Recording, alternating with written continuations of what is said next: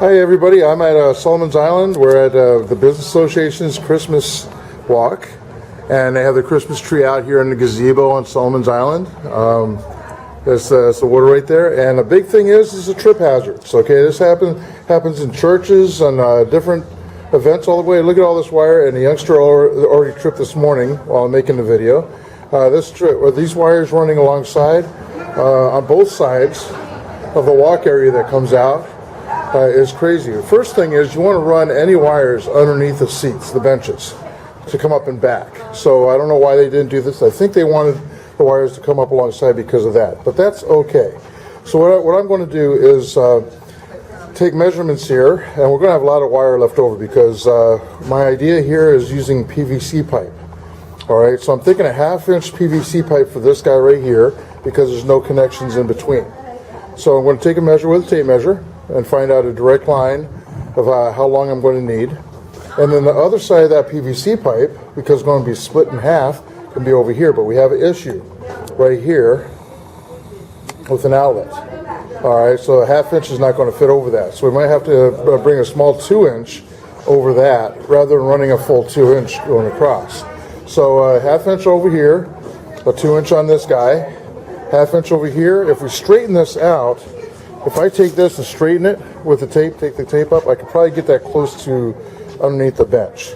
And actually bringing this all over here with 1 2-inch on top of that, and that will be completely underneath the bench.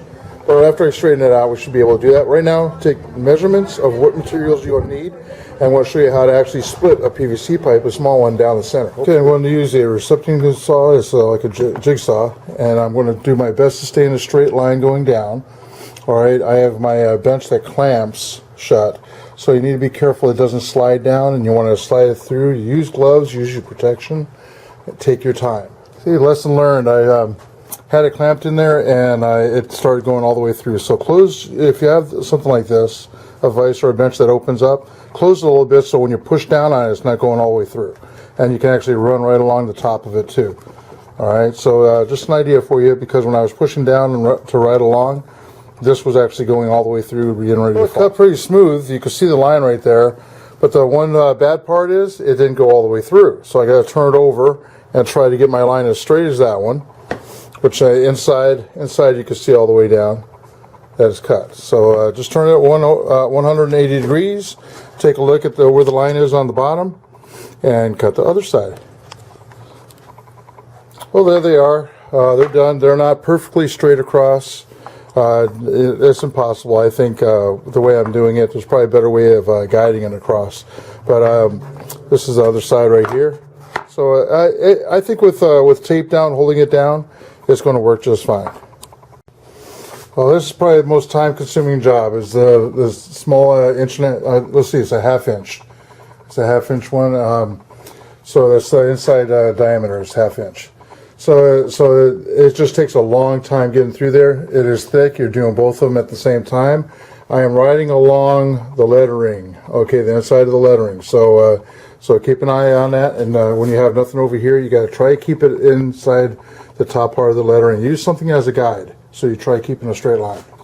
Well, it was beneficial for me to cut down the 8-foot 1/2 inch to 4 feet. So I have 4 times 4 feet. 2 times 2 feet halves, okay, and 2 times 2 foot, 2.5.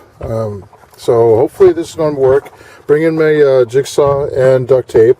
Jigsaw because I know I'll be cutting these down, okay, as I need them. I'm going to only need maybe 3-4 inches at a time. And I might have to do some adjustments on these guys, depending where I put them. Well, I guess it's time for my disclaimer, since I'm here with my bag and everything. I am not in any way responsible for people tripping over my project, so can't be responsible for people trying to trip. So once these things are down, it's going to be a lot better than wires sticking up, grabbing people. So here we go with the installation. Oh, there it is. Now that area is where the plugs are, so it's best if you have this plug in not so traveled area. Luckily, traffic come through here and through here. Sometimes coming this way too, to over here. So over here we have it closer to the tree, so traffic will come through here and around over on this side too. So I think that's going to actually lower the liability risk of somebody tripping on the wires. Even if the wires come out, there's two wires that run from here, the green and the white, under this, so they are going to come out, so you need more tape to hold them down. But I think this is a pretty cool idea. People are applauding me for doing it and saying I should patent the idea. I don't think so. Please keep your responses clean. All right, I do monitor those responses. And tell me what you think, okay? And let me know if you use this for your function too. This is one way to stop or limit the amount of time people trip on the wires. Bye now.